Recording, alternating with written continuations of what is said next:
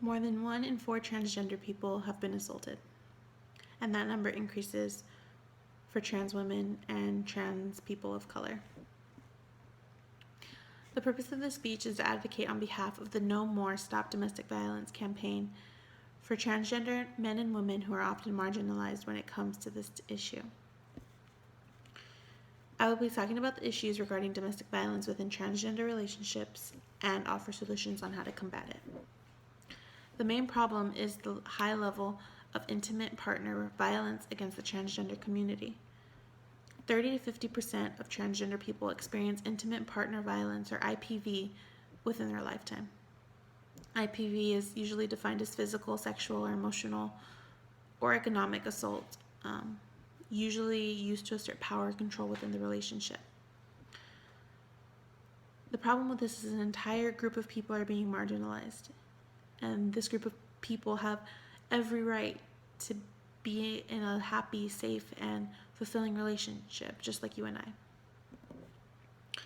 Though social support and society have become much more accepting, there's still so much taboo on transgender people within certain cultures.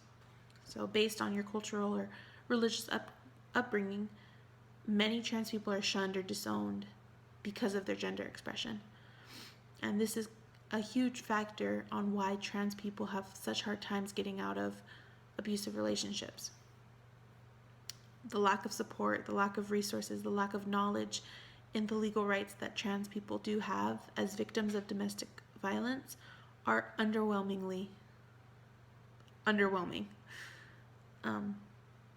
The lack of support from family that might have been there if it was a heteronormal relationship is a big issue. Many trans people also stay in these abusive relationships because of the same reasons cisgender people do. The love, the financial stability, and the immigration status. Reporting domestic violence would also mean a loss of these benefits. So what are you going to do? Also, I read a statistic saying that transgender people were 7 times more likely to experience physical violence with police as cisgender survivors and victims. So this leads to unwillingness to report the abuse to the authorities because they're afraid of harassment by them. So what are some solutions? We can offer more resources and information to transgender victims about their legal rights and actions that they can take. We have to train law enforcement on how to better handle these situations in transgender domestic violence. We also need to educate the public and open the discussion on the prevalence of abuse within the transgender community.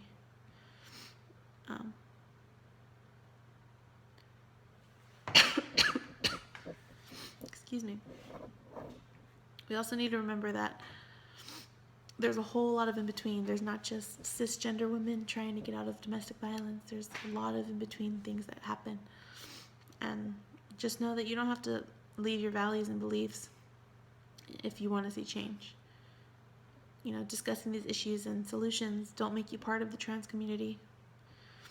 It just makes you an advocate for the basic human rights of respect and love towards people who might be different than you and might not be your normal, but they're definitely people and deserve the same types of rights that we do. Thank you.